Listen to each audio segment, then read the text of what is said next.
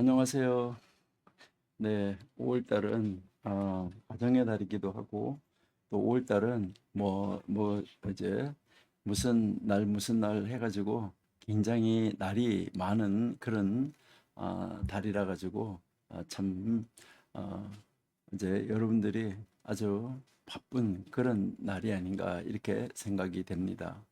우리 또 한국에는 어린이날 뭐 있고 어버이날도 있고 부부날도 있고 거기에 뭐 스승의 날도 있고 성년의 날도 있고 그게 왜 다 5월 달에 다 들어 있는지는 모르겠지만은 5월 달이 아주 복잡한 그런 달이죠. 그래서 5월 달은 정말 우리의 가정을 다시 한번 돌아볼 수 있는 그런 달이 아닌가 이렇게 생각을 합니다. 그래서 우리가 5월 달에 여러분들이 참 그런 바쁜 일정을 소화하시면서도 또 공부하시는 가운데 여러분들이 있을 수 있는 것이 얼마나 감사한 일인가 이렇게 생각을 합니다. 정말 하나님의 크고 또 놀라운 그리고 또 하나님 우리를 향하신 그 뜻과 역사를 이뤄내기 위해서 열심히 공부하시는 여러분들, 하나님이 여러분들에게 복을 주시고 은혜를 주시고 능력을 주셔서 여러분들이 있는 자리에서 모든 일을 다 감당하실 줄로 믿습니다. 하나님이 그렇게 능력을 채워주시고 공급해 주셔서 우리는 그 일을 넉넉하게 이루어갈 수 있도록 끊임없이 기도하며 나가면 좋겠습니다. 또 특별히 어제 그제가 스승의 날인데 또 여러분들이 마음을 담아서 또 이렇게 학교에 연락을 하시고 또 학교에 계시는 우리 그 학교의 관계자들이 또 우리들에게 이렇게 꽃도 달아주시고 해주셔서 정말로 감사합니다. 여러분들의 그 사랑, 기도 또 그것으로 힘입어서 더욱더 열심히 하나님 앞에서 우리가 함께 연구하고 공부하는 자리로 나가도록 노력을 하겠습니다. 전 세계 흩어져서 계시는 분들 이번 교민청 대회 때 오셔가지고 또 정말 반갑게 만난 얼굴들 있습니다. 그분들 정말 만나 뵈서 너무 반가웠어요. 또 그래서 앞으로도 이렇게 기회가 있으면은 함께 만나서 대화하고 이야기하고 교제 나눌 수 있으면은 참 좋겠다 이렇게 생각을 해봤습니다. 네. 그래서 또 함께 하지 못하신 분들에게도 또 앞으로 그런 기회가 있을 수 있기를 기대하고 소망을 합니다. 전 세계에서 우리 대한민국 사람들 전 세계 흩어져서 살고 있는데 그 있는 그 자리에서 하나님의 귀한 역사를 써가는 이제 여러분들이 다 되시기를 바랍니다. 잠시 기도하겠습니다. 하나님 감사합니다. 저희들 사랑하시고 도우셔서 이제 학기를 거의 마무리할 수 있는 단계까지 가가지고 있습니다. 아버지 하나님 이제 5월 지나고 6월 말이면 저희들이 이제 학기를 마무리를 합니다.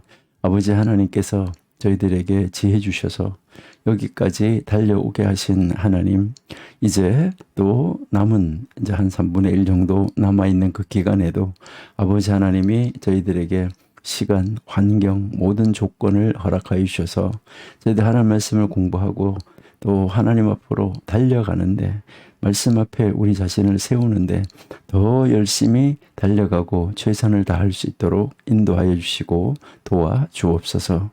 아버지 하나님이 오늘도 우리와 함께 하시면서 저희들에게 말씀을 가르쳐 주시고 저희들을 깨닫게 하여 주시고 저희들이 말씀을 실천할 수 있는 능력을 주셔서 말씀대로 살아감으로 말미암아 이 세상에 있는 많은 사람들에게 하나님을 멋있게 증거하는 그런 삶을 살아가게 해 주옵소서.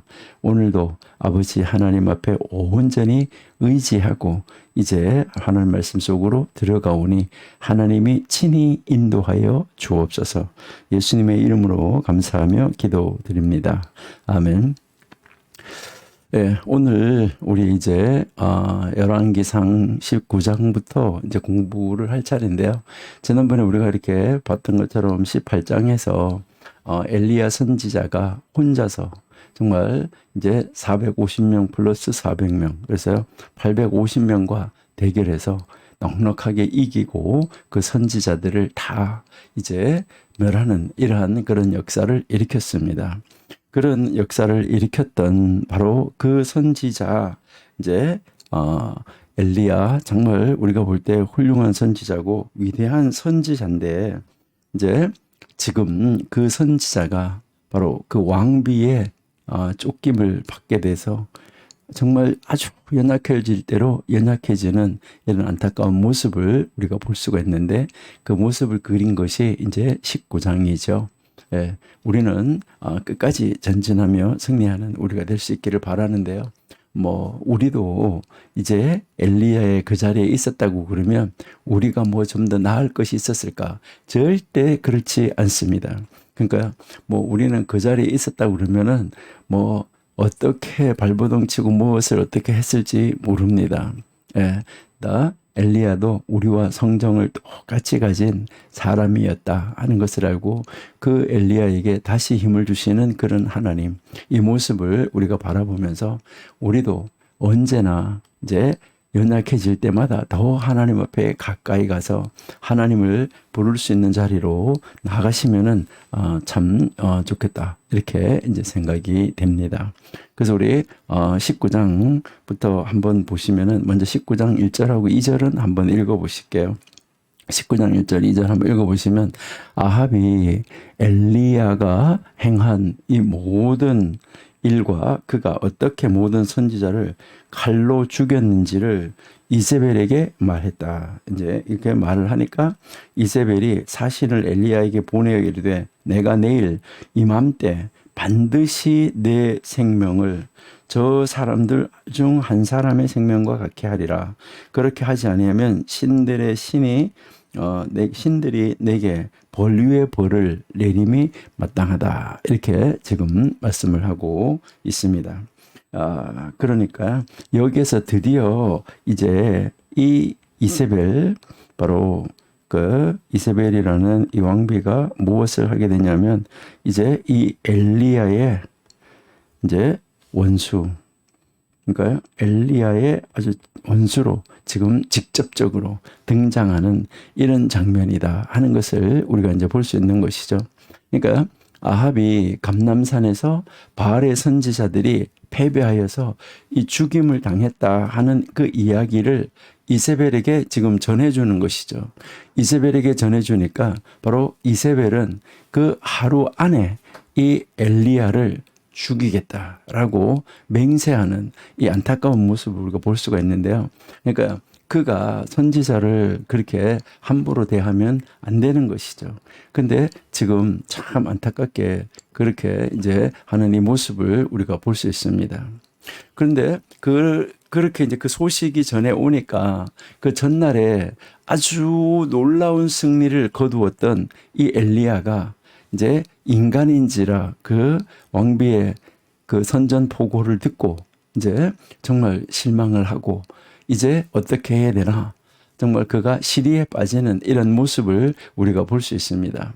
그래서 이때 이 엘리야가 지금 이제 우리가 보면은 이 이세벨에게서 자기의 목숨을 건지기 위해서 남쪽으로 아주 엄청나게 멀리 떨어진 지역으로 가는 것을 볼 수가 있어요.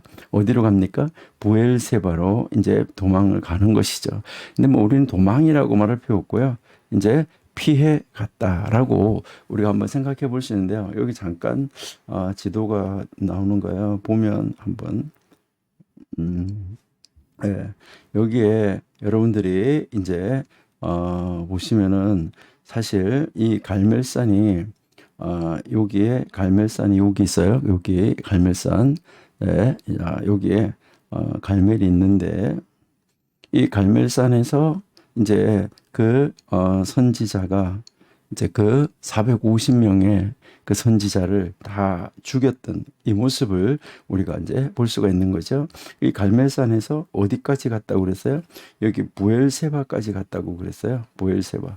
그러니까 이 갈멜산에서 이스라엘로 내려왔잖아요. 이스라엘. 그래서 여기 이스라엘에서 여기까지 이렇게 이 먼 거리, 이스라엘이라는 전체 나라 중에 절반 이상이 되는 그 엄청난 거리죠.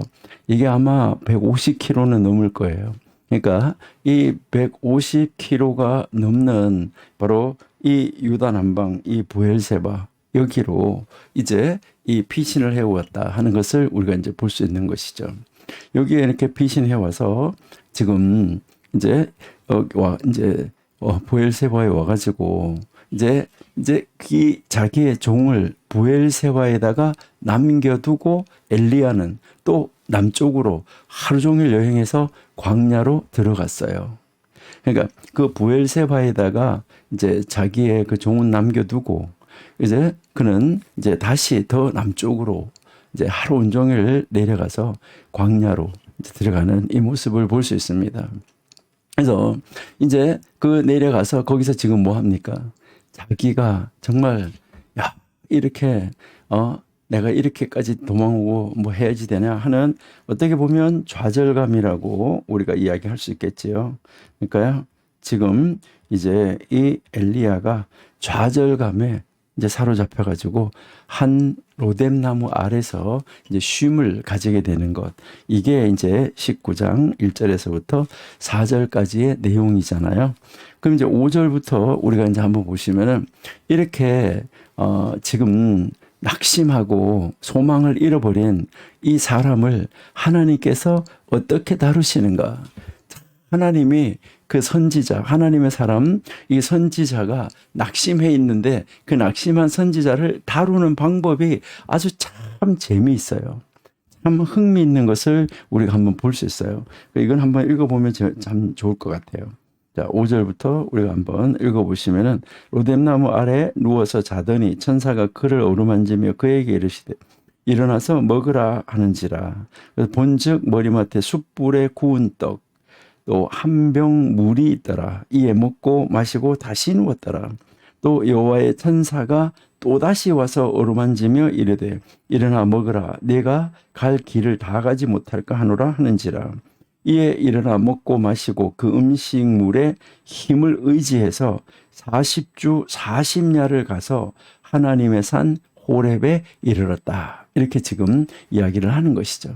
그러니까 하나님은 지금 그 선지자를 다루는데 거기 가서 쉬고 있는데 그에게 먹이고 또 먹이고 그에게 힘을 만들어줘서 그가 이제 충분히 갈 수 있는 만큼 그렇게 40주 40야를 걸어갈 수 있을 만큼의 그런 힘을 줘서 지금 이제 그 모세에게 하나님이 토라 이제 그러니까 하나님이 이제 모세에게 토라를 줬던 바로 그 호렙산 그 시내 산에 이제 이르게 하는 이 모습을 우리가 이제 볼 수 있습니다.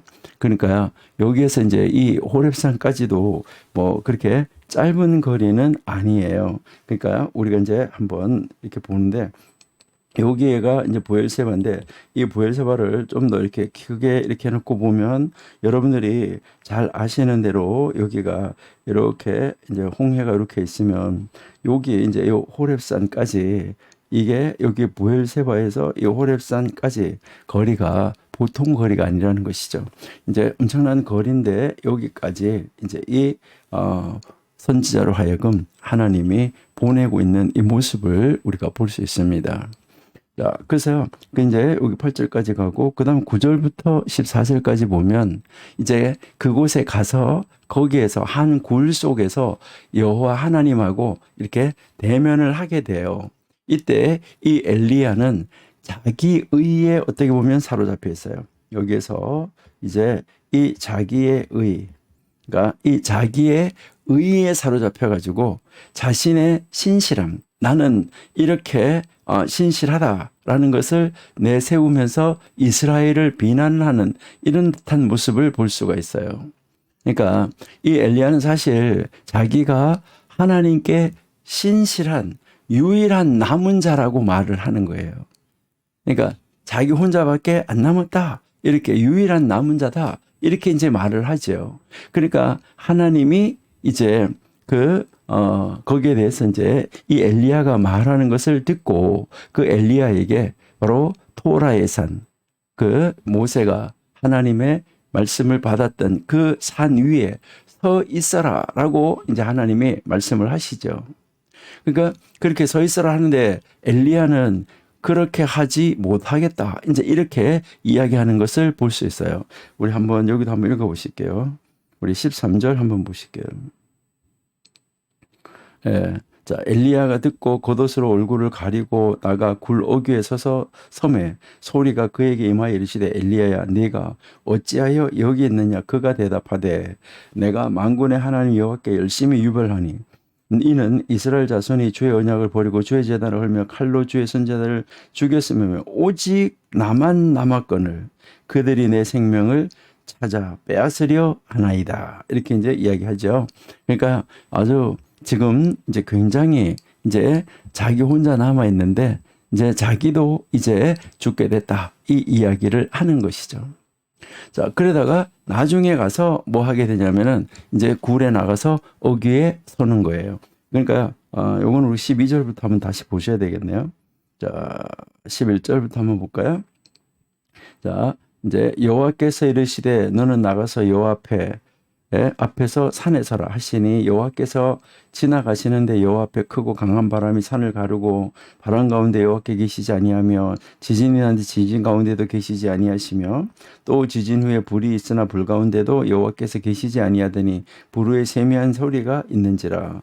이래서 이제사 엘리야가 듣고 겉옷을 얼굴을 가리고 나가서 이제 어귀에 선 거예요. 그 전에 나가라 그랬는데 안 나갔다가 이제 나중에 이제 나가는 것을 우리가 볼 수가 있는 것이죠. 그러니까 강한 바람, 지진, 불이 차례대로 신속하게 그 산에 호렙산에 임하였던 거예요. 그 강렬한 이제 이 어떻게 보면 자연현상이라고 할 수 있는 이게 하나님이 보낸 이런 현상들이 엘리야의 아주 가혹하고 이 엘리야의 마음 속에 비관적인 이 마음을 생각나게 했을지도 몰라요. 그러니까 그 중에 어느 것도 그 엘리야를 굴에서 끌어내지 못했어요. 그런 것들이. 마침내 불이 지나간 후에 엘리야는 세미한 소리를 듣는 거예요. 그래서 그를 굴어귀로 나가게 한 것은 이 어떤 자연현상이 눈에 보이는 그런 현상이 아니었어요. 바로 엘리야가 굴 바깥으로 나가게 된 것은 하나님의 은혜로운 음성이었다. 이것을 우리는 알 수 있어요. 자, 그러니까 여기서 우리가 참 이 놀라운 모습을 우리가 한번 보는데요. 자, 9절부터 다시 한번 볼게요. 자, 엘리야가 그곳에 굴에 들어가 거기서 머물더니 여호와의 말씀이 그에게 임하여 이르시되 엘리야야 네가 어찌하여 여기 있느냐. 그가 대답하되 내가 만군의 하나님 여호와께 열심히 유별하오니 이는 내가 이스라엘 자손의 주의 언약을 버리고 생명을 빼앗으려 하기 때문에 내가 여기 있습니다 라고 이야기를 한 거죠. 그러니까 11절에서 너는 나가서 여호와 앞에서 산에 서라 이렇게 했는데 안 나갔었어요. 그러니까 이런 자연현상이 일어날 때까지 안 나갔었는데 하나님의 음성이 들리니까 좀 전에 우리가 읽었던 대로 13절에서 이제 어찌하여 여기 있느냐 하고 하나님의 그 음성이 들려지니까 그때서야 이제 바깥으로 나가게 되는 이 모습을 우리가 볼 수 있다 하는 것이죠. 그러니까 이제 얼굴을 가리고 나가 굴 어귀에 섰다. 13절에 하나님 말씀을 듣고 나가서 섰다 하는 것을 우리에게 가르쳐 주는 것이죠. 여기에서 이제 엘리야는 다시금 이제 자기 자신을 하나님의 유일한 증인으로 남아있는 사람은 나뿐입니다 라고 이야기를 하는 거죠. 이게 어떻게 생각하면 굉장히 교만하다고 생각할 수가 있고 어떻게 생각하면 하나님 앞에 왜 하나님은 모든 선지자를 다 죽이고 나만 남겼습니까? 하면서 하나님 앞에 하소연하는 것일 수도 있어요. 그러니까 나만 남았습니다. 그래서 오직 나만 남았다고 자기의 신실함을 드러냈다라고 말할 수도 있고 안 그러면 하나님을 향하여서 하나님 어찌 이렇게 하실 수 있습니까? 선지자들을 다 죽이고 어찌 나만 남겨놓을 수 있습니까? 이렇게 하면서 하나님 앞에 이제 하소연하는 그런 이야기일 수도 있다. 그러니까 우리가 볼 수 있는 거죠. 여기에서 이 엘리야의 마음이 이제 만약에 자기 자신에게 사로잡히지 않았다면은 그 엘리야는 강풍, 지진, 불, 그다음에 하나님의 이 은혜로운 사랑의 음성 이제 이렇게 할 수 있는 것을 아마 이뤄낼 수가 없지 않았을까 하는 것을 우리가 한번 이제 생각해 볼 수가 있어요. 그러니까요. 이제 여기에 그 엘리야의 마음과 이스라엘 백성들의 마음에 차이가 없다는 거. 앞에서 그랬잖아요. 이스라엘 백성들이 이렇다. 이렇게 했는데 자기도 똑같다는 거죠. 이 강제력은 그를 그의 그 굴에서 떠나게 할 수가 없었다. 그러니까 사람들을 그들의 죄에서 어느 누구도 떠나게 할 수가 없어요. 그러는데 오직 하나님만이, 하나님의 음성만이 떠날 수 있다. 떠나게 만들 수 있다. 그러니까 우리도 하나님이 우리에게 나오게 만드셨기 때문에, 죄에서 떠나게 하셨기 때문에 우리가 떠날 수 있다라는 것이죠.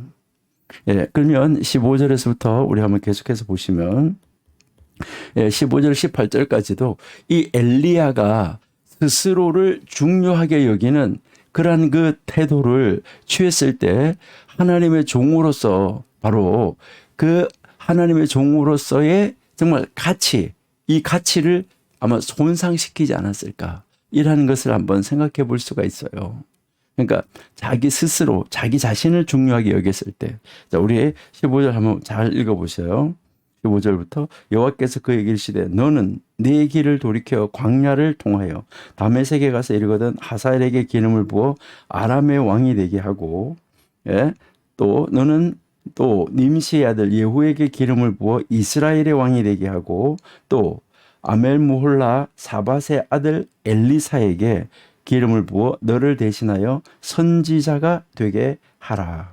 하사엘의 칼을 피하는 자를 예후가 죽일 것이요 예후의 칼을 피하는 자를 엘리사가 죽이리라.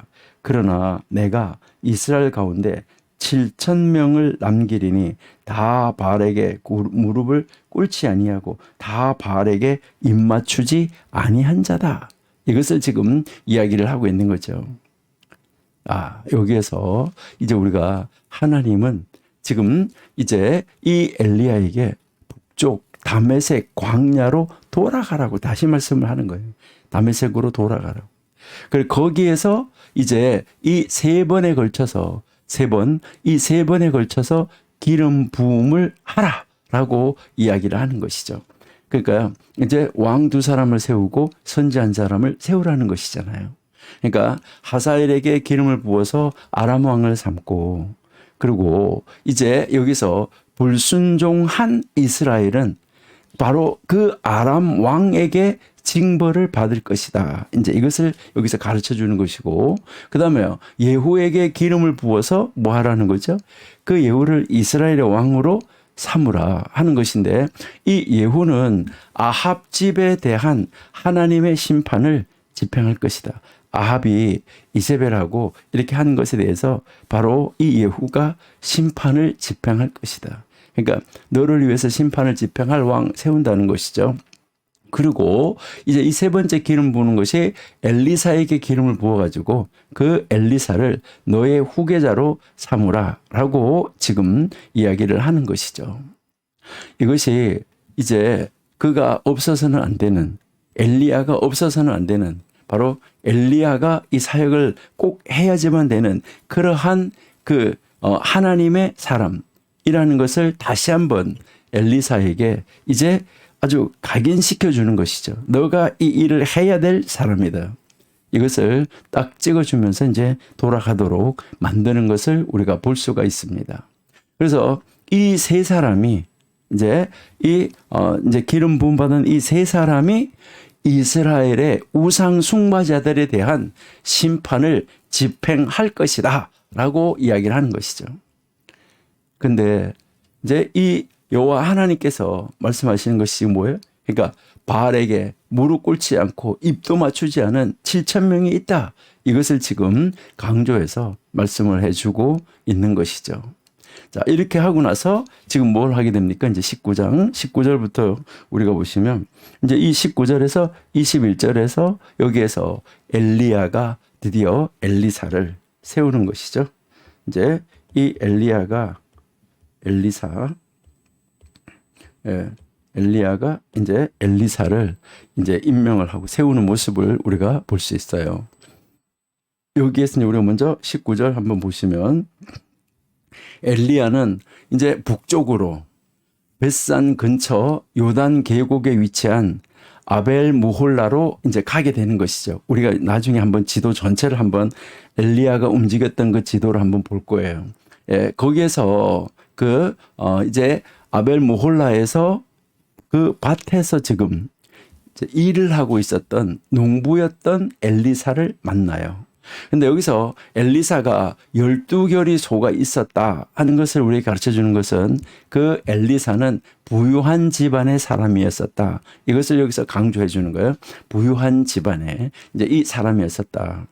이제 아마도 그가 만약에 12결의가 아니라 한 결의로 밭을 갈았고 만약 그의 종들이 나머지 11결의의 밭을 갈고 있었을 거예요. 그렇죠? 그러니까 이 소를 어깨대게 매가지고 가는 건 한 결의밖에는 엘리사가 못 하는데, 그러니까 12결의의 이 소를 가지고 이제 그 밭을 갈고 있는데, 그러니까 엘리사와 또 그 엘리사에게 속한 많은 일꾼들이 있었다. 이것을 볼 때 이제 이 엘리사의 집안은 아주 부유한 집안이었었다. 이것을 우리에게 가르쳐 주는 것이죠. 이럴 때 이 엘리야가 자기의 이 겉옷을 이제 엘리사에게 탁 던지는 것이죠. 그것은 뭘 말하냐면 엘리사가 바로 엘리야의 후계자가 될 것이라는 하나의 징표로 이렇게 던지게 된 것입니다. 그다음에 이제 여기서 이제 20절, 21절을 우리가 이제 보면 이 엘리사는 집에 돌아가서 가족에게 작별하도록 이제 인사를 하도록 허락해달라고 청하는데요.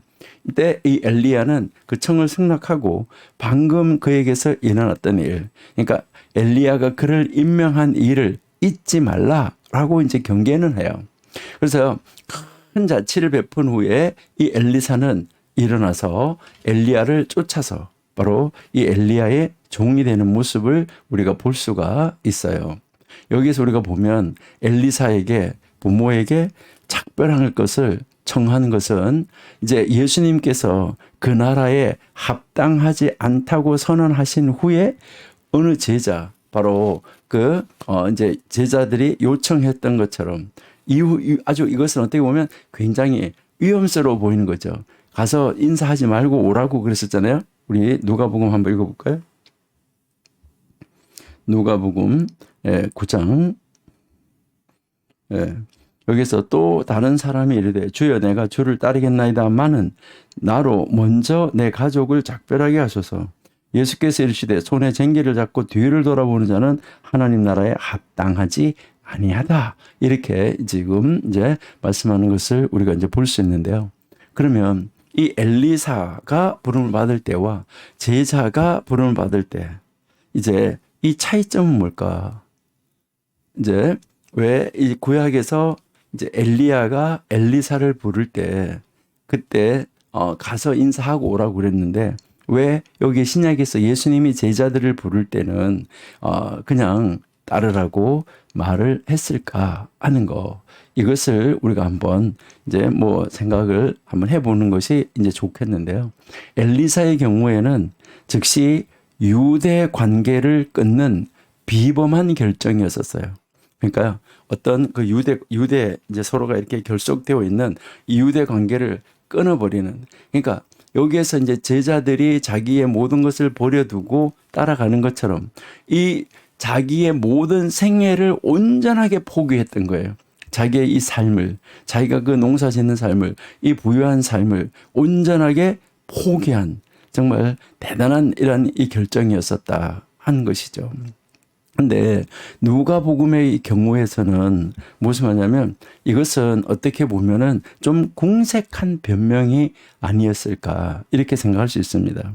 그러니까 뭐 부유한 집안에 어떤 그런 유대 관계를 끊어야 되는 그런 입장은 아니었었다. 그러니까 그냥 그 자리에서 버려두고 나를 따르라고 한 것이었었다.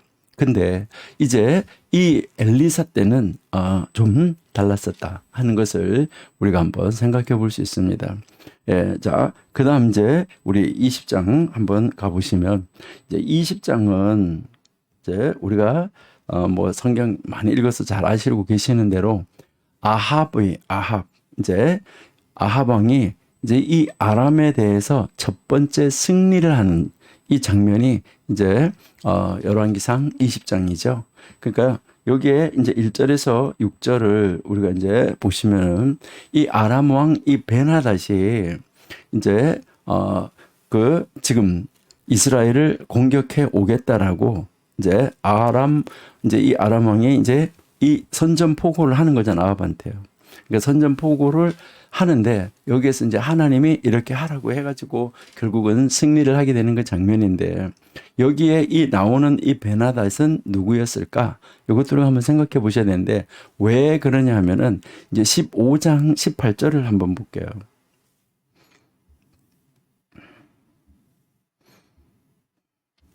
예. 아사가 여호와의 성전 곳간과 왕궁 곳간에 남은 은금을 모두 가져다가 그 신하의 손에 넘겨 다메섹에 거주하고 있는 아람의 왕 헤시온의 손자 다므림몬의 아들 베나닷에게 보내며 이르되라고 이야기하잖아요.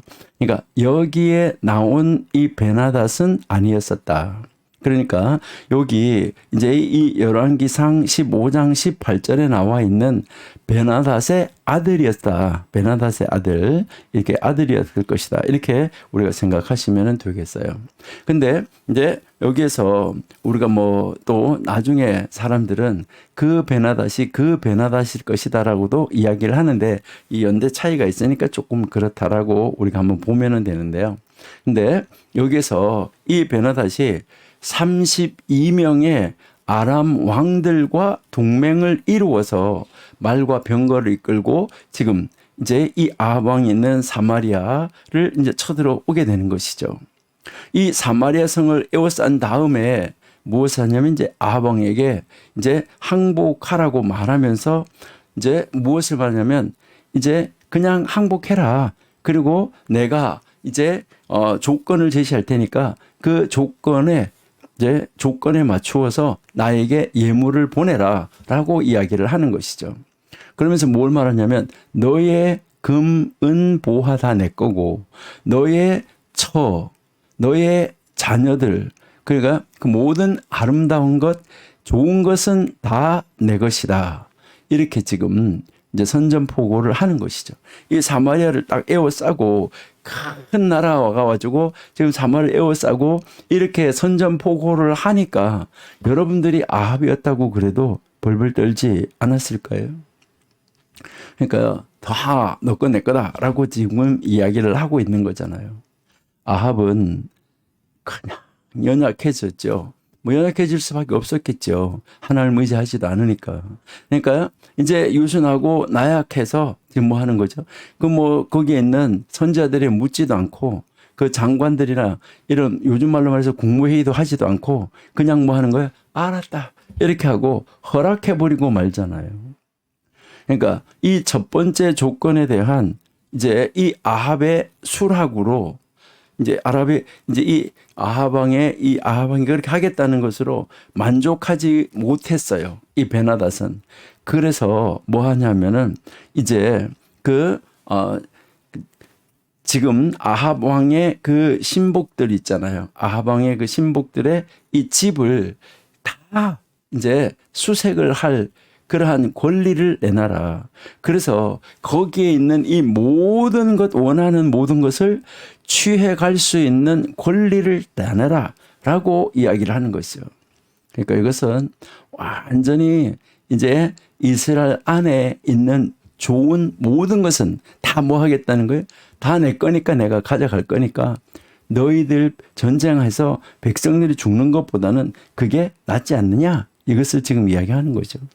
그러니까요, 이제 20장, 이제, 그 다음 이제 이어서 이제 7절에서 12절의 내용을 보면, 이제 이 이스라엘의 이제 그 지도자들이 지금 이 두 번째 요구에 붕괴하는 거죠.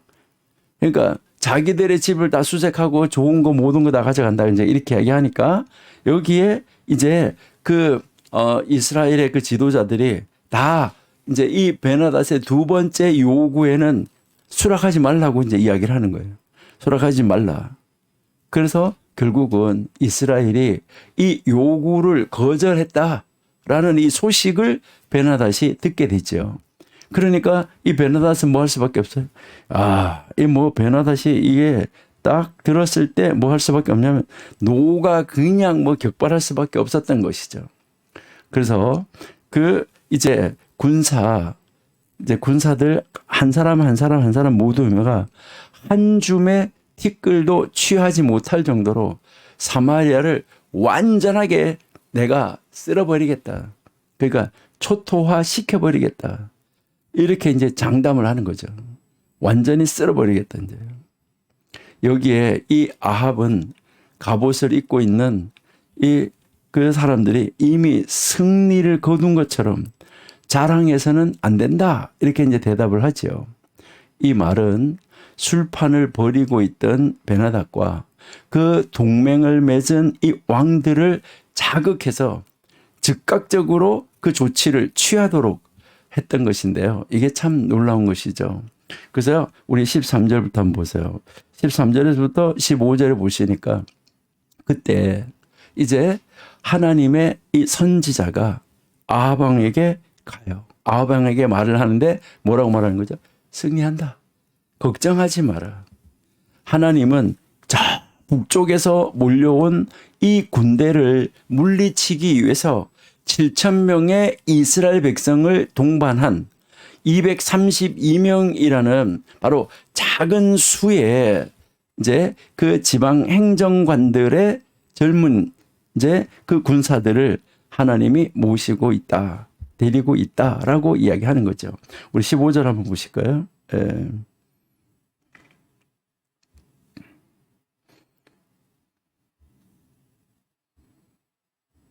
예, 15절. 아합이 이에 각 지방 고관의 청년들을 계수하니 232명이요. 자, 232명 그 외에 모든 백성 곧 이스라엘의 모든 자손을 계수하니 7,000명이더라 라고 지금 이야기를 하고 있죠. 그러니까요, 이 사마리아의 이 모든 군사, 사마리아에 있는 모든 군사를 이야기를 하는 거예요. 그래서 여기에서 우리가 가르치는 것은 무엇입니까? 여기서 이 전쟁에서 지금 사마리아 이 전쟁에서 지금 이야기하는 사마리아를 포위당하고 있는데 이 사마리아 안에 있는 군사는 232명의 이제 이 젊은이들 가고 그다음에요 이 7,000명의 이제 이 군사하고 요거밖에 없는 거죠. 여러분 이 군사를 가지고 전쟁을 한다. 이거 말이 안 되는 거예요.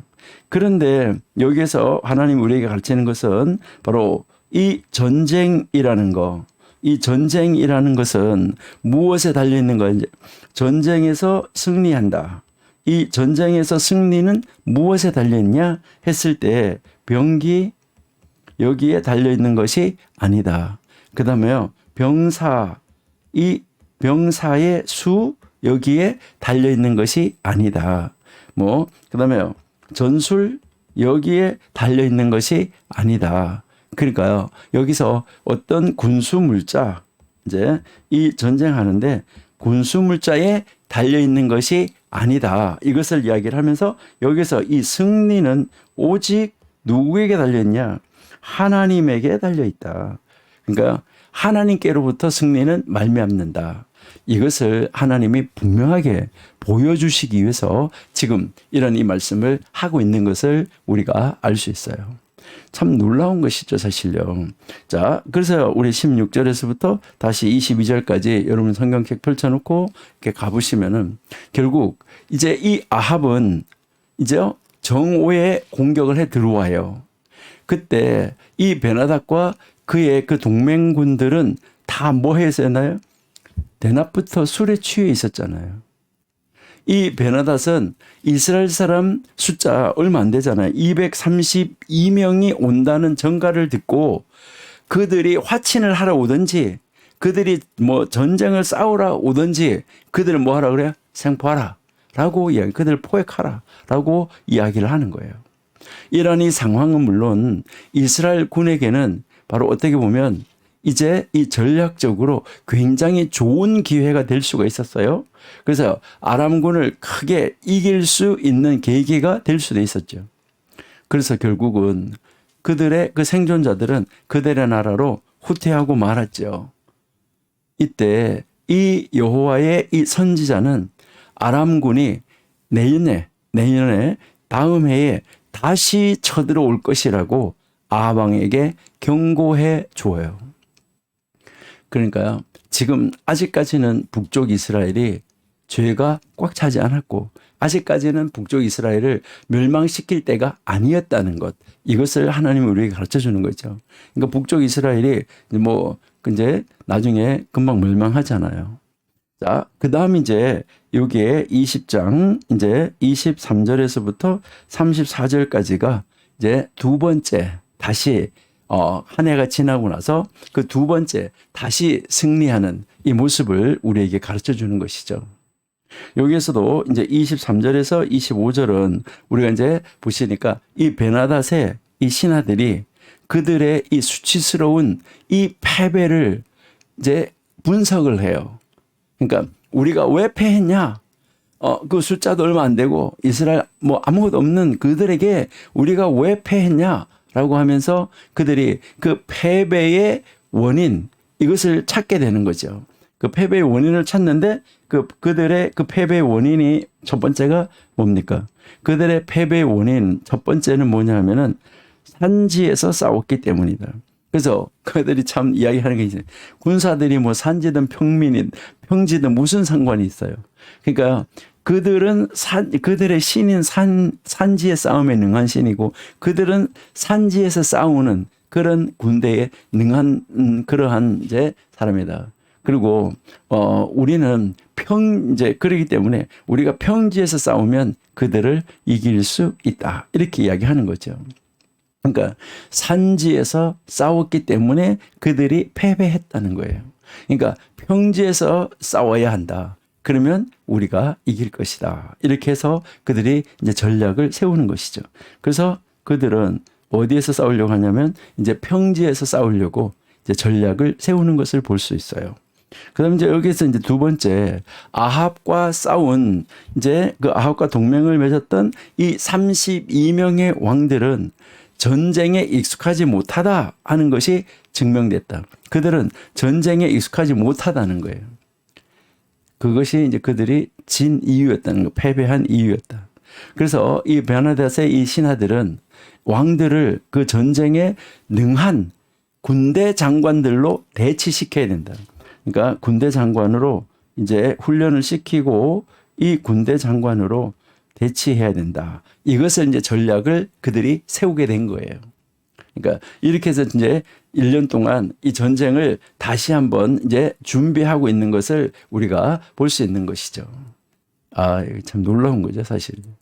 자, 그럼 이제 26절에서 30절을 보시면, 자, 20장 26절 30절 보면 이제 그 새로운 해가 됐어요. 이 베나닷은 다시 이제 이스라엘을 쳐들어가지요. 아람 군대에 비해서 이스라엘 군대는 아주 뭐 이제 적은 그런 숫자였었다 하는 것을 우리에게 가르쳐 주죠. 여기서도 또 숫자가 적어요. 하나님의 사람이 아합에게 말을 했어요. 여호와께서 산의 신일 뿐 아니라 골짜기의 신도 된다는 것을 베나닷에게 가르쳐 줄 것이다. 그러니까 산지의 신이기 때문에 자기들이 졌다고 그랬는데 하나님은 평지에서도 하나님은 다스린다. 골짜기에서도 다스린다.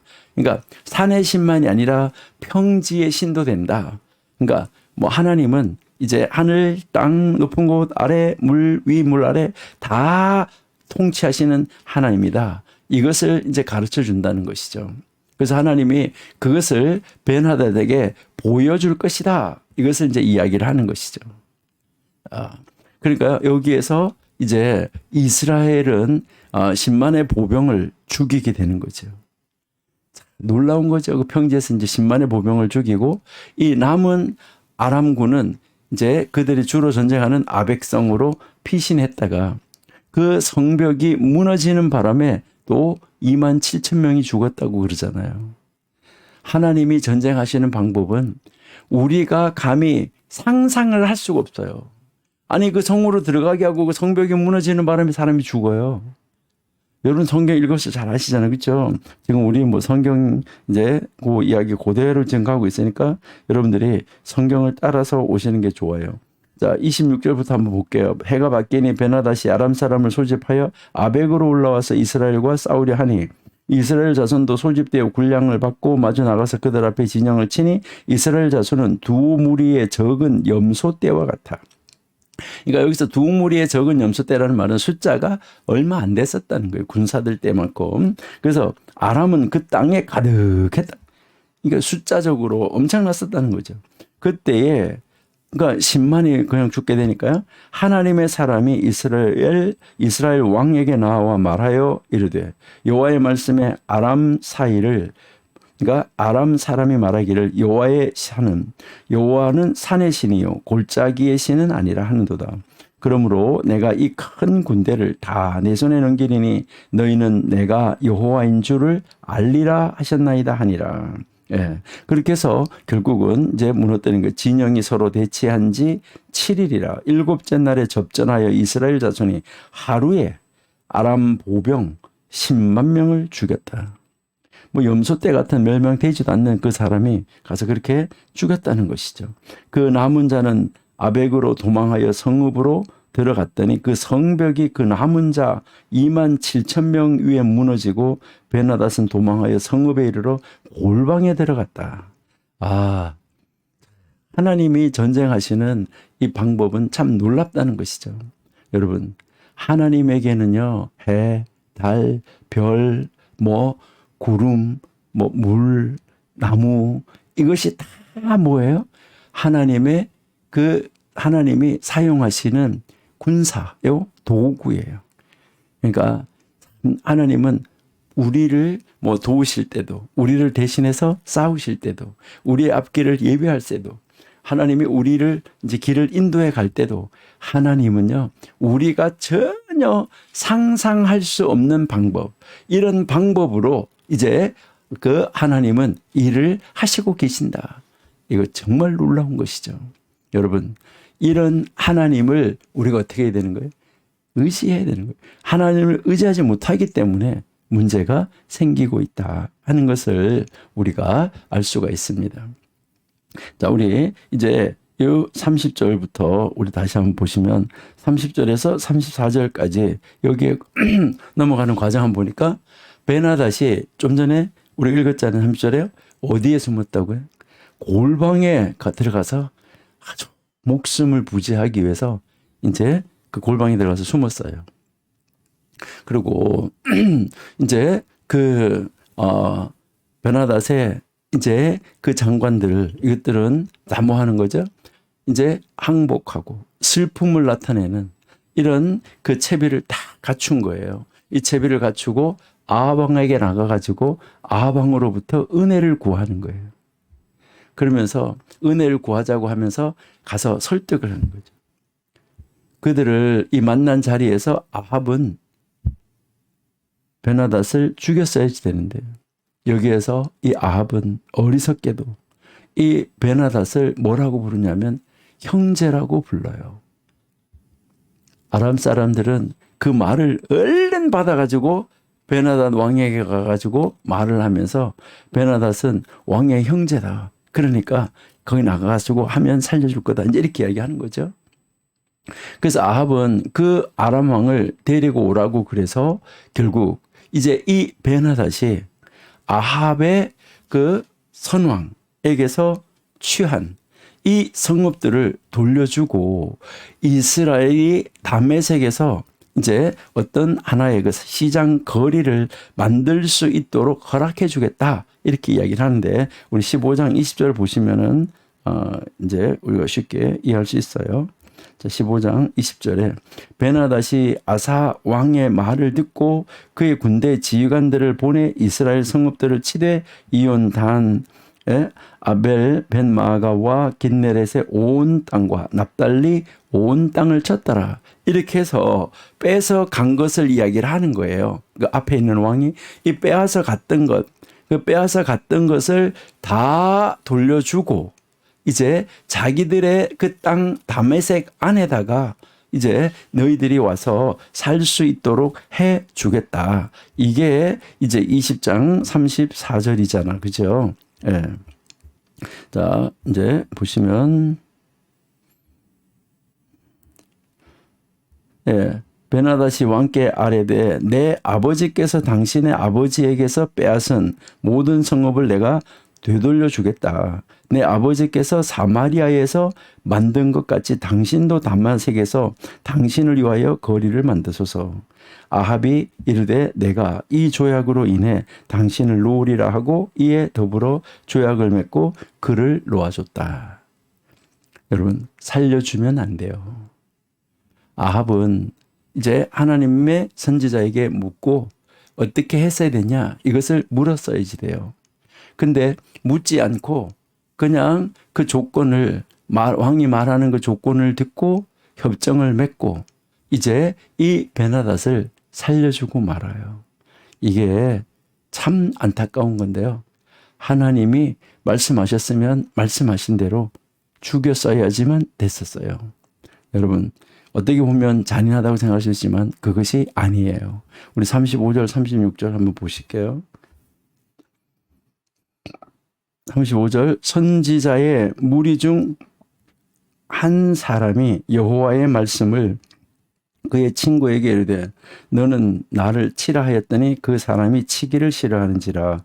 그가 그 사람에게 이르되 내가 여호와의 말씀을 듣지 아니하였으니 내가 나를 떠나갈 때에 사자가 너를 죽이리라. 그 사람이 그의 곁을 떠나가더니 사자가 그를 만나 죽였더라. 이제 요 이야기를 하는 것이죠. 또 그가 다른 사람을 만나 이르되 너는 나를 치라 하매 그 사람이 그를 치되 상하도록 친지라. 그래서 선지자가 가서 수건으로 자기의 눈을 가리어 변장하고 길가에서 왕을 기다렸다. 이제 이렇게 지금 이야기하잖아요. 자, 그러니까요. 아합은 아수르의 이 거세지는 이 위협, 그리고요 그 아수르와 이스라엘 사이에 이 아람이 그 중간에서 방패막이 되어주기를 기대했던 거예요. 그래서 그 다음에 이제 그 이어지는 모든 사건에서 아합의 이 행동에 어리석음을 보여주기 위해서 선지자에 의해서 행해졌던 이 실물 교훈을 들어서 지금 예를 들어서 지금 가르쳐 주고 있는 거예요. 그러니까 선지자 무리 중에 한 사람이 이제 동료에게 그를 치라고 했다 그러잖아요. 그러니까 하나님의 말씀으로 명령했다는 거잖아요. 그러니까 그 동료는 그 말에 불순종했다는 거죠. 그래서 여호와께 불순종했다는 거예요. 그러니까 그 동료의 말에 불순종한 것이 여호와의 말에 불순종했다는 거예요. 그래서 하나님의 그 음성을 순종하지 않은 까닭에 사자에게 죽임을 당했다는 것이잖아요.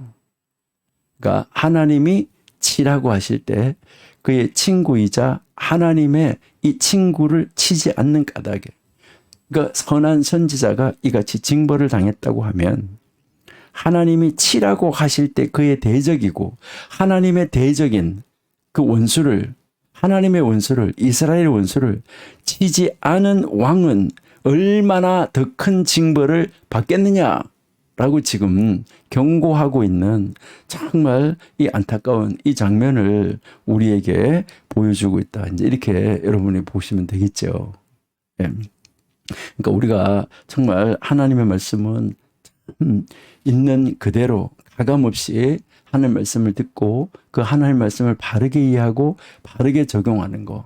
그러니까 나의 어떤 이권이나 나의 어떤 그 환경이나 여기에 따라서 이것을 적용하고 해석하면 안 되고 절대적인 하나님의 주권 안에서 그 절대적으로 하나님이 무엇을 요구하시는지 하나님의 말씀 자체에 우리가 뭐 해야 되는 거죠? 이제 그 말씀 자체를 의미를 알고 그 말씀 자체에 순종을 해야지 된다는 거, 이것을 우리에게 보여주고 있어요. 그 다음에 이제 37절부터 한번 보세요. 그러니까 그 선지자는 다른 사람을 만나서 똑같이 명령했는데 이번에는 그의 말에 순종을 해서 그를 쳐서 상처를 입혔다. 그러니까 그 선지자는 수건으로 눈을 가리워서 변장을 하고 아방을 지금 기다리고 있다라고 이야기했잖아. 그렇죠? 왕이 그곳을 지나갈 때 그 선지자는 싸움터에서 했던 이 적군 포로를 맡아달라는 이런 부탁을 받는 이런 이야기를 왕에게 들려주죠. 그때 이 포로가 달아나면 그 대가로 그의 목숨을 내어주든지 아니면 은 1만 달란트의 이 엄청난 금액을 지불해야지 됩니다라고 경고를 하는 거죠. 그 변장한 이 선지자가 그 포로를 맡은 자가 다른 일에 신경을 쓰는 사이에 그만 그 포로가 달아나 버렸다. 이렇게 이야기했죠. 여기에 대해서 왕은 전혀 관용을 보이지 않았다는 거죠. 그는 원래의 조건대로 징벌이 시행되어야 한다라고 주장하는 거예요. 그러니까 이 선지자는 그 기회를 놓치지 않았어요. 그래서 그가 수건을 벗고 자기의 정체를 밝혀요. 아합이 이는 선지자였다. 아합은 베나다시나는 바로 이 적군 포로를 수하에 두었잖아요. 그 왕을. 근데 하나님께 순종하려면 그 아람 왕을 뭐 했어야 됐어요? 죽였어야 했다는 거예요. 이제 여호와께 하나님께 불순종했기 때문에 아합이 대신 죽임을 당할 것이다. 이것을 이야기를 한 것이죠. 이 비유를 이야기하는 것을 우리가 들어보면 아합은 하나님의 명령대로 행할 한 가지 일이 있었다는 거예요. 그는 바로 100가지를 했지만 그 한 가지를 소홀히 했다. 이 얼마나 이 실패의 이 영구적인 이유 그리고 이 방법을 우리에게 보여주고 있는 거예요. 우리에게는 하나님께로부터 받은 한 가지 책임, 한 가지 중심적이고 명백한 일이 주어져요. 우리는 최선을 다해서 그 일을 시작해요. 그런데 그 자체는 나쁘지 않은 다른 일들이, 그러니까 일 자체는 나쁘지 않은데 나쁘지 않은 다른 일들이 우리가 걸어가는 길을 방해해요. 그러면 어떻게 해요? 우리는 여러 가지 일을, 나쁘지 않은 여러 가지 일을 하느라고 바쁘게 다니느라고 한 가지 중심적인 일을 소홀히 할 때도 있다. 여러분, 이거 안 돼요. 오늘 여기서 우리에게 주시는 하나님의 교훈, 우리 정말 잘 읽고 이해 잘 하시고 잘 듣고 하나님이 주시는 일, 그 일을 뭐 다른 나쁘지 않은 일이 방해한다고 하더라도 그 일을 하느라고 바빠서 이 일을 못하는 것이 아니라 하나님이 맡겨주신 주된 일이 무엇인가, 여기에 신경 쓰셔야 돼요. 그 한 가지 중심적인 일, 이것을 소홀히 하시면 안 돼요. 다윗 왕처럼 아합은 자기 말로 자기를 정죄해요. 그러나 다윗과 다르게 아합은 뉘우침이 없어요. 자기 자신을 정죄하는 것까지는 좋은데 뉘우침이 없고 근심하고 답답해하면서 그냥 궁으로 돌아왔어요. 다윗은 선지자의 말을 듣고 그 자리에서 회개해요. 바로 이 아합 왕은 그냥 답답하고 근심해하면서 자기 궁으로 돌아오는데 하나님 앞에 은혜를 구하지 않아요. 계속해서 이 아합 왕은 하나님 앞에 은혜를 구하는 것이 아니라 하나님의 분노만 계속해서 자극해요. 여러분, 아합도 지금 다윗도 이제 자기 말로, 자기 자신의 말로 자기를 정죄하는 것까지 좋은데 여기에서 하나님 앞에 돌아옴이 있어야 돼요. 그러니까 자기 자신이 뭐 나 이래 내가 이렇게 하는 것이 아니라 온전히 하나님 앞으로의 돌아옴이 있어야지 된다. 그래서 하나님 앞으로 돌아오면 다윗은 그 밧세바를 범한 다음에도 이제 그 선지자의 말을 듣고 젊은 여자를 아비삭을 데려다가 함께 동침하게 했음에도 불구하고, 옆에서 있게 했음에도 불구하고 절대 동침하지 않았다. 그러니까 이제 그것은 합법적인데도 그것을 안 했다는 거죠. 그러니까 하나님의 그 일 한 가지, 정말 이 한 가지에, 하나님의 그 중요한 일 한 가지에 집중을 했다. 한 가지의 그 중심적인 일, 여기에 최선을 다했다는 거죠. 우리도 이 아합과 다윗 왕, 이것을 한번 여러분 보면서 우리는 어떤 자리에 있어야 될까? 어느 자리에 있어야 될까? 하는 것을 한번 묵상하시고 하나님이 원하시는 자리에 서 있는 우리가 돼야 된다 하는 것이죠. 자, 그러면 이제 21장으로 가보시겠습니다. 예, 이제 21장 우리가 가면 이제 21장은 여기에서 이것도 얼마나 계속해서 나쁜 일을 합니까? 아니 뭐 그거 했다고 아이고 집에 가서 벽을 보고 누워서 포도는 하나를 못 뺏었다고 이건 말이 안 되는 거죠. 그러니까 아합이 이 나봇의 이 포도를 뺏는 것 얼마나 안타까운 사건이 또 벌어지고 있습니까?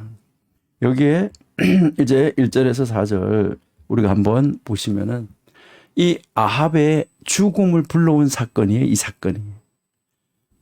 아합과 이세벨의 궁이 있는 이스라엘 있잖아요.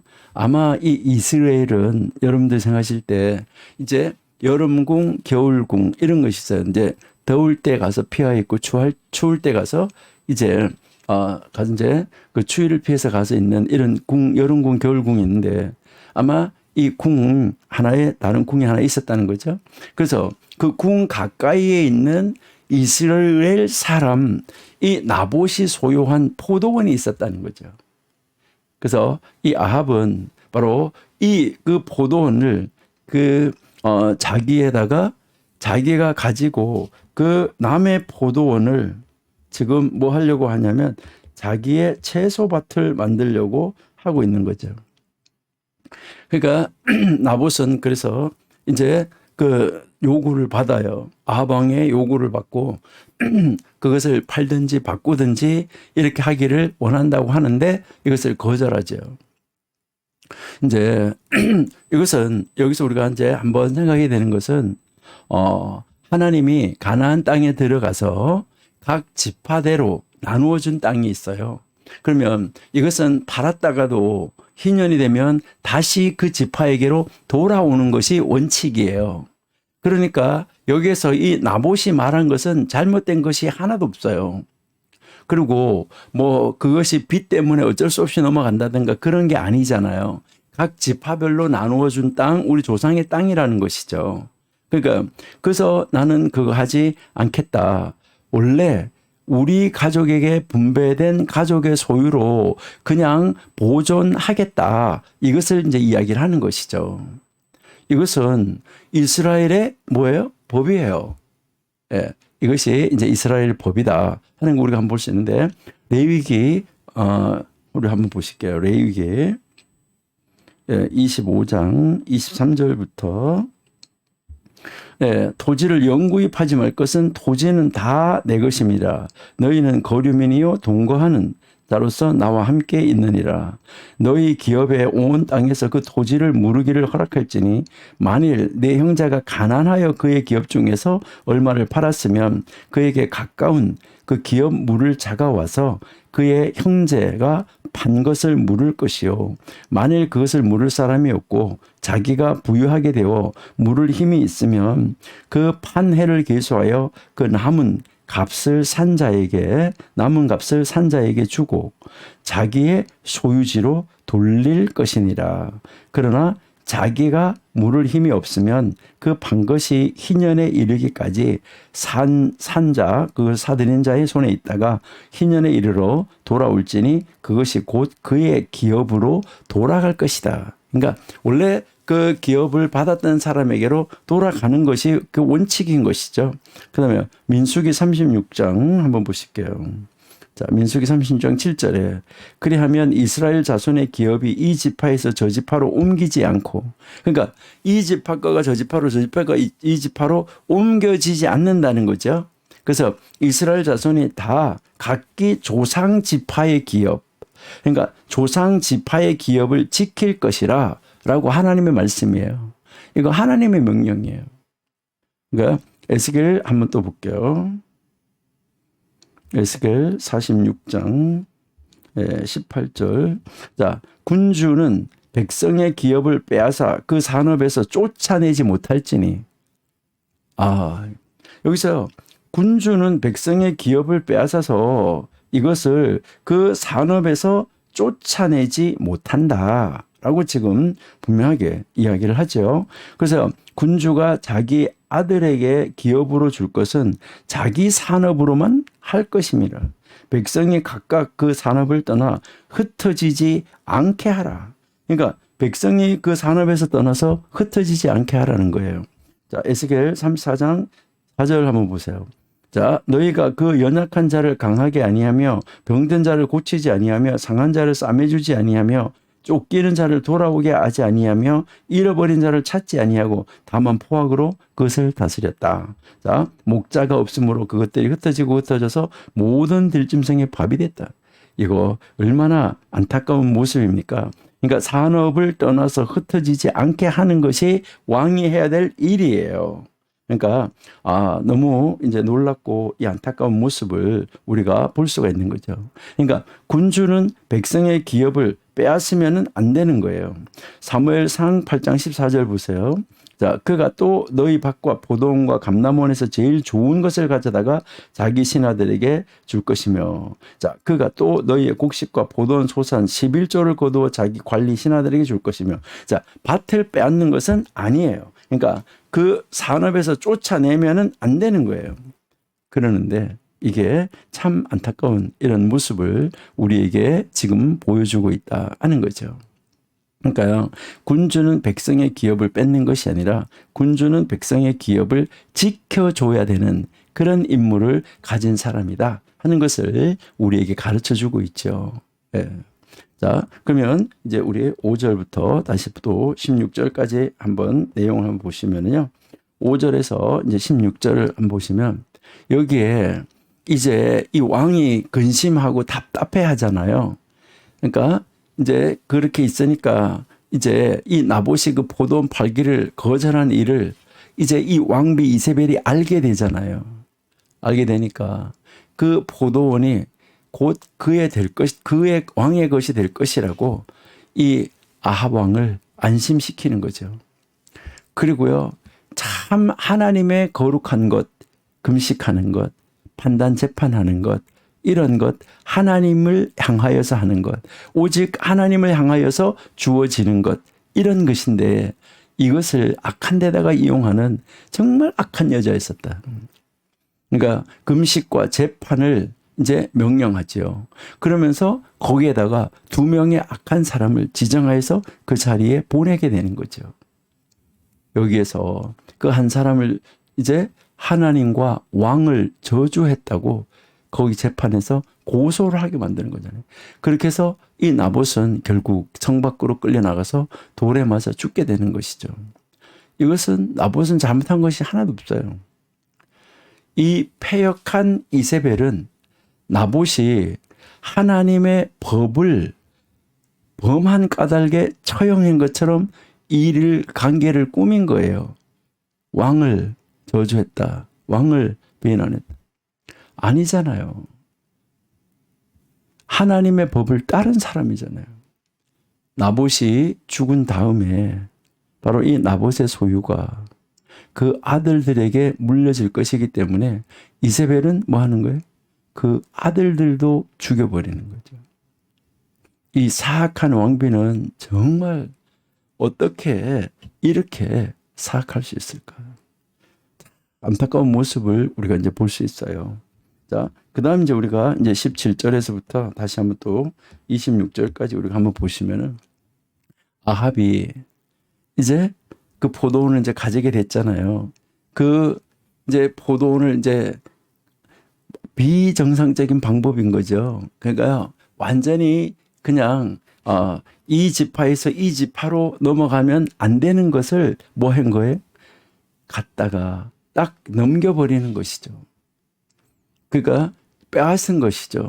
그래서 그 빼앗은 것을 취하러 가는 그 길에 이제 누굴 만나게 되냐면 엘리야 선지자를 여기서 만나게 되는 거죠. 그래서 이제 만나가지고 그가 그 한 일, 그것을 지금 엘리야 선지자가 여기서 정죄하죠. 엘리야는 아합 자신이 죽게 된다. 이 일로 인해서. 그의 또 그 아합의 남자 후손들이 죽임을 당할 거다. 그리고 그의 왕조가 끝날 거다. 그리고 너에게 이것을 가르치고 이렇게 악한 일을 행한 너의 부인 이세벨의 시체가 이 이스라엘에서 사마리아가 아닌 이스라엘에서 개들에게 먹혀질 것이다. 그리고 이 아합의 후손이 이제 장례도 정상적으로 치러지지 않을 것이다. 정상적으로 장사되지도 못할 것이다. 라고 예언을 하게 됐죠. 아합에게 내려진 이 정말 가혹한 이런 이 징벌은 그가 바로 이 아합이 우상숭배에 극도로 빠졌던 그 일로 우리가 설명할 수 있어요. 아합과 같이 스스로 팔려 여호와 보시기에 악을 행한 자가 없었다. 이렇게 이야기하는 이 모습을 우리가 볼 수 있죠. 참 너무너무 안타까운 모습을 볼 수 있는데 우리 24절부터 한번 읽어볼게요.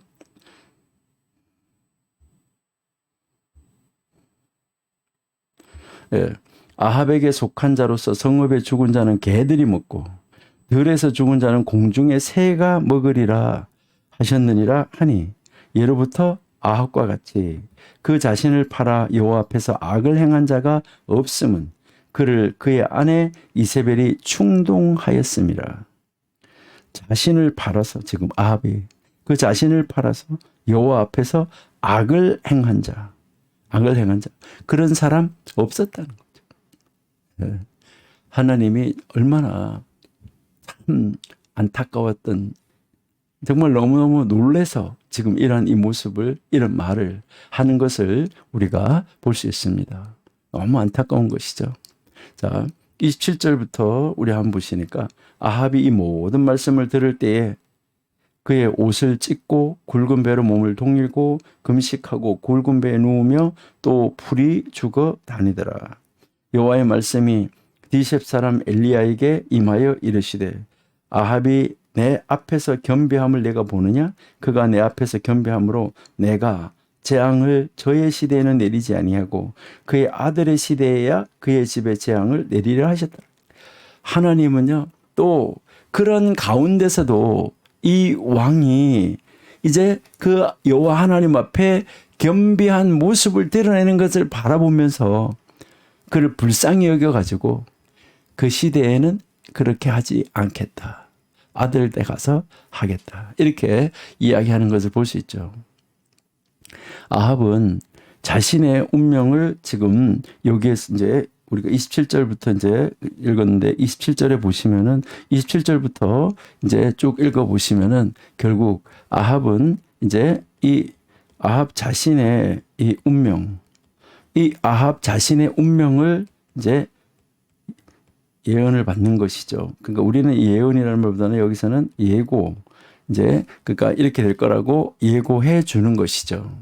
그러니까 이제 이 예고를 듣고 이 예언을 듣고 뭐 하게 되는 거죠. 여기서 그래도 겸비한 자세를 취하게 된 것이죠. 그러니까 이제 그의 아내 이 가족에 대한 심판을 아합이 죽기까지는 보류하겠다라고 말씀을 하는 것이죠. 여기서 우리가 한 가지 배워야 할 교훈은 하나님은 은혜와 정말 자비의 하나님이시다 하는 것이죠. 하나님의 말씀에 나의 삶을 우리의 삶을 두고 맹세하는 것. 나는 악인의 죽는 것을 기뻐하지 아니하고 악인이 그 길에서 떠나서 사는 것을 기뻐한다. 하나님은 은혜와 자비가 풍성하신 하나님이잖아. 그렇죠? 우리 에스겔 33장 11절 한번 보실까요? 에스겔 33장 11절. 너는 그들에게 말하라. 주 여호와의 말씀이라. 나의 삶을 두고 맹세하노니. 하나님이 말씀하시니 나는 악인이 죽는 것을 기뻐하지 아니하고 악인이 그의 길에서 돌이켜 떠나 사는 것을 기뻐하노라. 이스라엘 족속아 돌이키고 돌이키라. 너희 악한 길에서 떠나라. 억지 죽고자 하느냐 하셨다 하라. 이것은 우리에게 지금 정말 큰 은혜를 우리에게 보여주는 것인데 이 아합이 정말 다윗 왕처럼 아합 왕이 전적으로 회개했냐? 아니잖아요. 이 피상적인 회개였었어요. 그냥 그 어떤 자리를 극복하기 위해서, 잠시 그 자리를 모면하기 위해서 그렇게 하는 이 피상적인 회개를 했음에도 불구하고 지금 뭐 하는 거죠? 하나님이 용서해 주시는 하나님. 그래서 너가 살아있을 때는 안 하겠다. 근데 그 다음 장에 가서 이렇게 보면 우리가 왜 이 사람이 피상적인 회개를 했다고 말하느냐, 22장에 가서 보면 우리가 알 수 있다는 거예요. 그 마음이 바뀌지 않았어요. 아합은 하나님의 은혜를 교만으로 갚아요. 이것은 하나님께서는 아합을 죽음의 천사에게 내어주는 거죠. 엘리야의 예언대로 아합의 집은 바로 이 남은 자에 대한 이 피해 선고를 시행하기 위해서 이제 예후가 임명되는 거죠. 참 안타까운 이 모습을 우리가 이제 볼 수 있죠. 자, 이제 우리 열왕기상 22장 한번 가보시도록 하겠습니다. 이제 22장에서 아합이 어떻게 더 악해지나 하는 것을 우리가 볼 수 있는데, 이 22장에서 아합의 마지막 전투가 나오는 것이죠. 그러니까 이 22장 1절에서 이제 이 6절까지 해서 아람과 이스라엘 사이에 이제 한 3년 정도 평화가 이제 있었어요. 그리고 이 아합은 요단 동편에 이 길르앗 라못을 아람 족속에게서 다시 취해 와야지 되겠다 하는 이런 생각을 하게 돼요. 이것은 이제 베나닷이 아합에게 사면을 받았을 때, 그가 이제 죽게 됐을 때, 사면을 받았을 때 그 이스라엘의 성읍들을 돌려주겠다고 약속을 했잖아요. 아까 우리 20장 34절에서 봤잖아요. 아마 이제 이게 돌아가서 살만 하니까 그 약속을 이행하지 않았던 것 같아요. 그러니까 그 약속을 이행하지 않았기 때문에 이제 이 유다 왕 여호사밧이 아합 왕을 방문을 했던 거예요. 그럴 때 방문했을 때 그 제안을 듣고 군사적인 이 모험에 협력하겠다라고 이야기를 하게 되죠. 그런데 이 처음에 이 여호사밧은 선지자들을 통해서 하나님께 물어보자고 제안을 해요. 그러니까 아합 궁에 있던 400명의 이 선지자들은 바로 이 아합 왕의 이 계획에 다 찬동하고 다 승리를 약속을 하는 것이죠. 아마 그들은 이 엘리야와의 이 결투를 벌이기 위해서 갈멜산에 올라가지 않았던, 바로 그 450명만 올라갔고 그 올라가지 않고 남아 있었던 400명의 선지자 있었잖아요. 그 400명의 아세라 선지자가 아니었을까 하는 것을 우리가 한번 생각해 볼 수 있어요. 네. 자, 잠깐 18장 잠깐만 돌아가 볼게요. 네, 18장 19절. 네. 그런즉 사람을 보내 온 이스라엘과 이세벨의 상에서 먹는 바알의 선지자 450명과 아세라의 선지자 400명을 갈멜산으로 모아 내게로 나오게 하소서. 이렇게 해서 850명을 불러오라고 그랬는데 22절은 한번 가보세요. 엘리야가 백성에게 이르되 여호와의 선지자는 나만 홀로 남았으나 바알의 선지자는 450명이로다. 그런즉 이 3절 이렇게 가잖아요. 그러니까 아마 이때 450명의 바알 선지자는 와서 다 죽었는데 이 아세라 선지자들은 아마도 이때 살아있지 않았나. 그래서 지금 아합 궁에 있던 이 400명의 이 선지자들은 바로 아세라 그 선지자들이 아니었나라고 우리가 한번 생각해 볼 수 있다는 거죠. 그래서 이제 7절부터 여기서 우리가 한번 보시면 7절, 자 22장 7절에서 12절까지 이제 우리 이제 열왕기상 마지막 장인데, 여기서 이제 그렇게 하니까 뭐라고 말하냐면 다른 선지자는 없습니까? 물어요. 그러니까 여기서 물을 만한 선지자가 없습니까? 이렇게 이제 묻는 거죠. 왜 그랬을까요? 남쪽 유다 왕 여호사밧은 뭔가가 좀 이제 느낌이든 어떤 것이든 이제 무엇인가가 이 여호사밧 왕의 마음에는 무엇인가 끄림직한 것이 있었던 거예요. 그래서 결국은 이 여호사밧 왕의 그 요청이 있었기 때문에 이제 다른 선지자 한 사람을 불러오게 되는데, 그러니까 타협이 없는 메시지 때문에 누구하고 타협을 하지 않는 선지자, 바로 그 있기 때문에 이 아합에게 미움을 사고 있는, 두려움을 모르는 이런 선지자 한 사람인데, 그 선지자 누구예요? 미가야. 예. 자, 미가야가 이제 나오게 되는 거죠. 그래서 미가야가 이제 이렇게 불려올 때 이 400명의 이 선지자들은 이스라엘 왕과 유다 왕에게 아람을 공격하자고 일제히 말했다. 그러니까 니도 그렇게 해라 라고 이제 하고 데려와요. 그중 하나인 이 시드기야가 철로 뿔을 만들어 가지고 결국 아합과 여호사밧이 이제 이 무쇠 같은 힘으로 아람 군대를 무찌를 것이다. 이렇게까지 이제 그 이야기하는 것을 우리가 볼 수 있어요. 근데 이제 이 13절에서부터 이 17절까지 우리가 한번 보니까 이 미가야는 다른 선지자들과 처음에 일치하는 메시지를 그렇게 하라, 그런 예언을 하라, 이제 데리러 간 사람으로부터 그렇게 해줘라 하는 주문을 받아요. 그렇게 하는 게 좋다. 이렇게 했는데, 그런데 이제 그렇게 요청을 했지만 그 요청은 다 허사였었죠. 처음에는 그럴듯했는데 아합이 이 길르앗 라못을 공격해야 할지 이거를 물으니까 미가야가 처음에는 뭐라 그런 거예요? 선자들과 똑같은 대답을 하잖아요. 그러니까 처음에 그를 데리러 갔던 이제 그 사람에게, 전령이 가서 이제 이 미가야에게 말했던 것과 똑같이 이제 처음에 와가지고는 이야기하잖아요. 올라가서 승리하라. 여호와께서 그 성을 왕의 손에 붙인다. 이렇게 이야기하죠. 그런데 이 왕이 들을 때는 그 말이 이제 이 미가야의 마음에서 진심으로 하는 것이 아니라고 생각이 됐던 거예요. 그러면 이 미가야는 하나님의 사람이라는 것을 안다고 하면 그 말을 들어서 이제 미가야로 하여금 완전하게 진실을 말하도록 했다고 하면 거기에서 떠나서 미가야 선지자의 말을 듣고 그대로 따랐어야 되잖아요. 근데 그대로 안 따르는 거죠.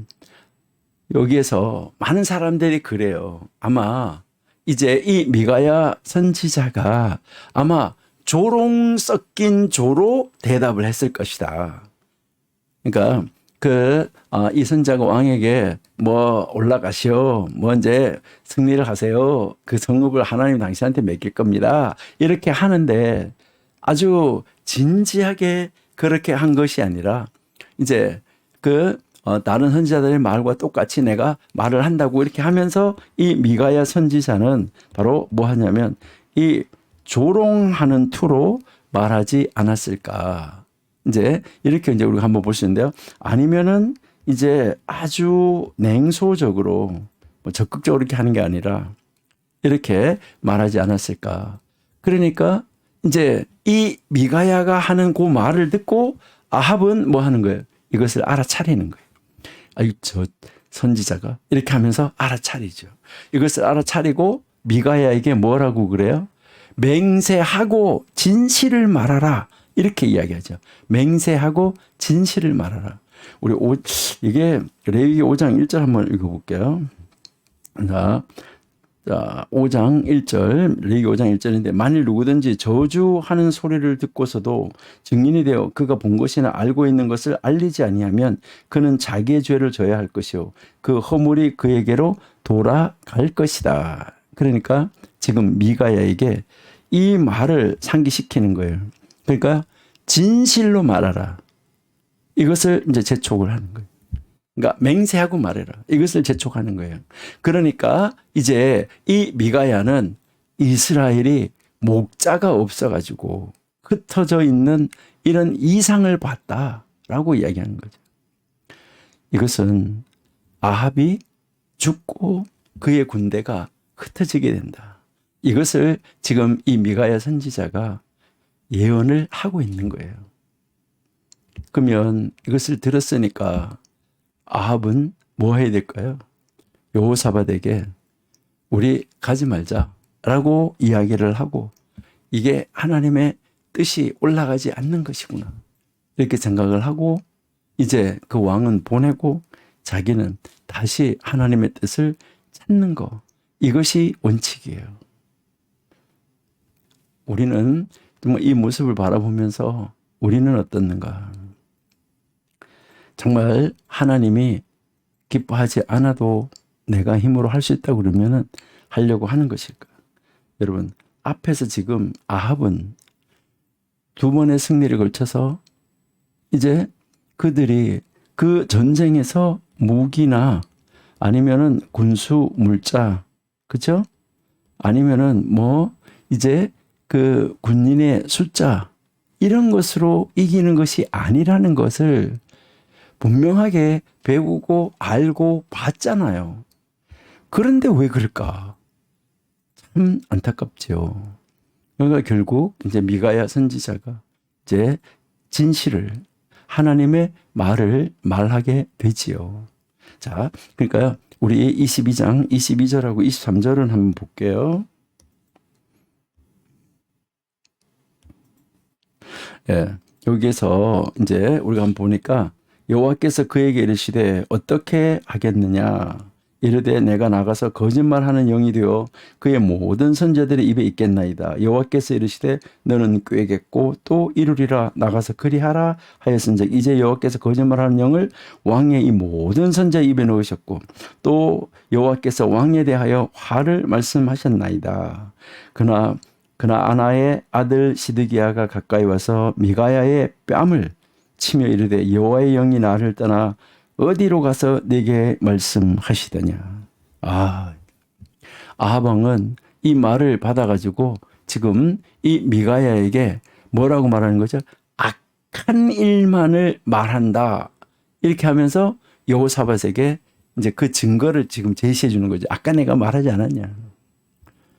이제 이 용감한 선지자 미가야는 다시 입을 열어가지고 하나님의 사람이기 때문에 그 자리에서 죽는다는 걸 알면서도 이제 자기가 잘못하면 그 자리에서 처결될 수 있다는 것을 알면서도 하나님의 사람이니까 입을 다시 열어서 이상 중에 한 거짓말하는 영이 나타나가지고 길라 나못에 가서 죽임을 당하도록 아합이 죽임을 당하도록 미혹하게 하겠다고 했다는 것이죠. 그래서 궁극적 목적을 이루기 위해서 악을 사용하실 수 있는가 하는 것인데요. 하나님이 거짓말하는 영을 보내셨다는 것은 다름 아닌 것으로 하나님이 그렇게 그가 올라가도록 허락하셨다는 거예요. 참 안타까운 이 모습을 우리에게 가르쳐 주는 것이죠. 그 다음 이제요. 22장 24절 25절에 여기에서 이제 이 시드기야에게 이제 이 비유의 요점이 바로 그 시드기야에게 효력이 없죠. 자, 그와 다른 선자들이 거짓말을 하고 있다는 지적을 당하고 있잖아요. 그러니까 이 시드기야가 미가야를 때리는 거죠. 하나님의 영이 자기를 떠나서 어디로 갔냐? 다시 말해서 이것은 내가 아합에게 길라 라못을 공격하라고 말한 것은 하나님의 영으로 말미암아 말한 거야. 그런데 이제 너가 그 영으로 말한다고 하면서 정반대로 말하니까 어떻게 그 영이 내게서 내게로 옮겨갔단 말이냐 이거죠. 미가야는 그가 두려워서 은밀한데 숨을 때에 너 진실을 알게 될 거야 라고 이 시드기야에게 조용하게 대답을 해주죠. 이때 이 아합의 죽음과 함께 이 시드기야가 거짓 선지자의 운명에 처하게 될 것이라는 것을 여기에서 예언을 한 것입니다. 그 다음 이제 우리가 이제 계속해서 보시면은 이제 이 경로한 바로 이 이스라엘 왕은 미가야를 감옥으로 보내죠. 그리고 길라 라몬에서 평안히 돌아올 때까지 떡과 물을 줘라. 그래서 미가야는 왕이 진짜로 여기로 돌아오게 되면 하나님이 나로 하여금 이 말을 하지 아니했을 것이다. 이것을 이야기하는 거죠. 그렇게 하고 작별을 고하죠.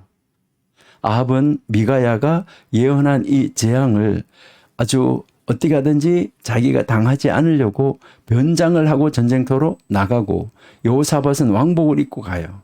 그래서 아합이 피하려고 했던 그 위험에 자기 자신을 노출시키는 것인데, 아합은 그렇게 해서 이제 이 여호와와 아람 왕을 속이려고 했었는데, 하나님하고 아람 왕을 속이려고 했는데, 하나님은 절대 속임을 당하는 하나님이 아니죠. 갈라디아서 6장 7절에서 하나님은 만홀히 여김을 받지 않는다 그래요. 그래서 아합은 죽임을 당했지만은 여기에서 이 여호사밧은 또 건짐을 받는 이 모습을 우리가 볼 수 있어요. 예. 이제 이 아람 왕은, 이 아람 군대가 이스라엘 왕을 죽이라는 명령을 받게 되는데, 이 전투가 계속해서 어떻게 되는지 우리 잠깐 쉬었다가 같이 또 보도록 이렇게 하겠습니다. 예. 하나님, 잠시 쉬었다가 저희들 계속해서 공부하기 원하오니 잠시 쉬는 시간을 통하여서 우리들의 이 정신도 다시 한번 맑아질 수 있도록 인도하여 주옵소서. 저희들 공부할 때에 맑은 정신으로 하나님이 정말 원하시는 말씀의 세미한 음성에, 그 음성에 무엇이 들어있는지 잘 듣고 잘 해석하고 잘 깨달아 말씀대로 저희들이 큰 교훈을 받아 살아갈 수 있는 능력으로 무장할 수 있도록 인도하여 주옵소서. 예수님 이름으로 감사하며 기도드립니다. 아멘.